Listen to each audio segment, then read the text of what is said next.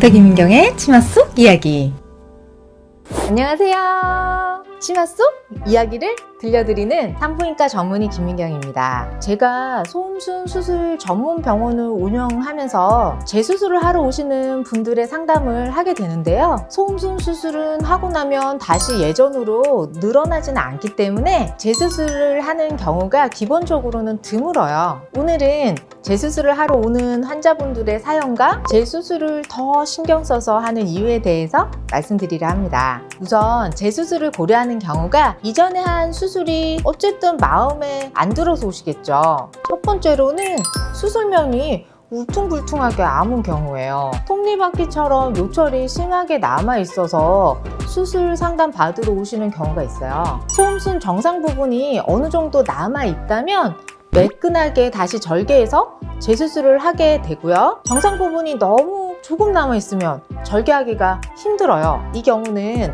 축소 레이저로 약간만 다듬는 정도로 진행하기도 합니다. 수술면은 봉합을 안 하거나 실밥을 뽑아야지 매끈하다던가 그런 건 아니고요. 수술하는 선생님의 술기 숙련도도 작용하겠죠. 녹는 실을 써서 안 뽑아서 그런가요? 하는 분들도 있는데 봉합법이 다르기 때문에 안 뽑아서 울퉁불퉁하지는 않습니다. 저는 오히려 매끈합니다. 가끔은 겉으로 봉합한 가로로 되어 있는 실을 너무 늦게 제거하면 실로 인해서 조직이 파여서 아물어 버리는 경우도 있기는 합니다. 두 번째로 한쪽만 소음순 수술을 한 경우예요. 저희 병원에서도 소음순 수술은 한쪽만 원하시는 경우가 있는데 제가 볼 때는 아니어서 양쪽 권유를 드렸더니 타 병원에서 더 비싼 비용으로 한쪽만 하시고 마음에 안 들어서 저희 병원으로 다시 문의를 주신 케이스도 있었어요. 대부분 비대칭으로 한쪽만 고려 중이신 분들도 반대쪽도 같이 모양을 맞춰야 대칭에 가까워집니다. 수술로 한쪽이 작아지면 반대쪽이 상대적으로 크게 보이기도 하고 오히려 수술을 안 한 쪽이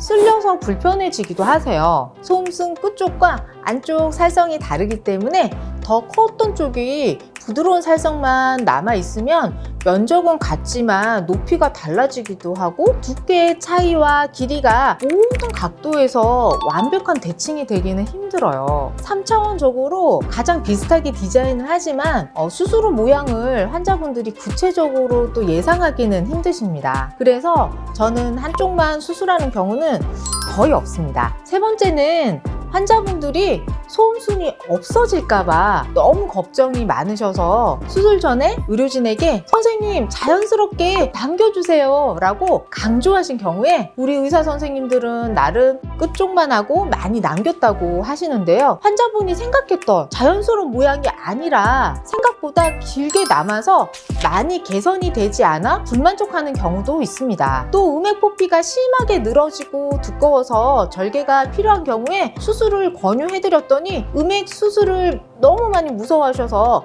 강력히 남겨달라고 하신 분이 계셨어요. 그래서 소음순 날개랑 주변 주름들을 정리하는 수술을 하고 나니까 상대적으로 쭈글쭈글해 보이고 음액 포피가 더 나오고 늘어지고 처진 것 같다고 하셔서 음액 포피만 결국 다시 수술하게 된 경우도 있어요. 그래서 참 수술 의사가 수술 전에 충분한 상담과 디자인을 상의해서 진행하지만 주관적인 이 미적인 기준이 말로 아무리 표현해도 다르긴 합니다. 저도 환자분이 다들 다르게 표현하시는 걱정되는 부분을 경청하고 또 다양한 전후 사진을 보여드린 후 저희 병원 소음순 수술 결과에 대해 선생님 저도 이렇게 됐으면 좋겠어요 하시면 환자분 말씀에 많이 흔들리지 않고요. 대부분은 제가 좋아질 거라고 예상되는 또 예쁘다고 생각하는 모양으로 수술을 하는 게 경험이 많이 쌓이다 보니까 보통은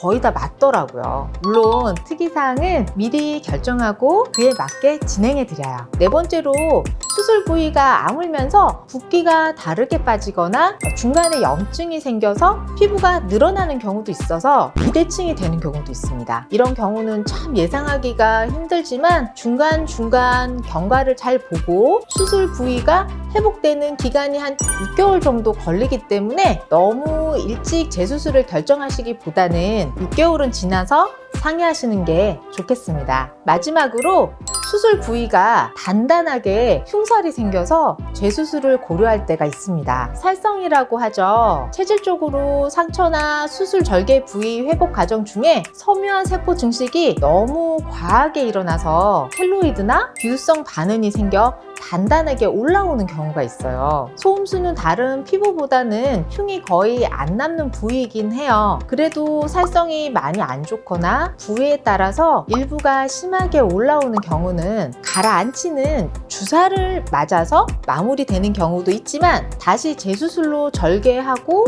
흉살이 다시 생기지 않게 관리 프로그램을 받으시는 경우도 생기게 되죠. 재수술은 환자분도 저도 더 신경이 쓰일 수밖에 없죠.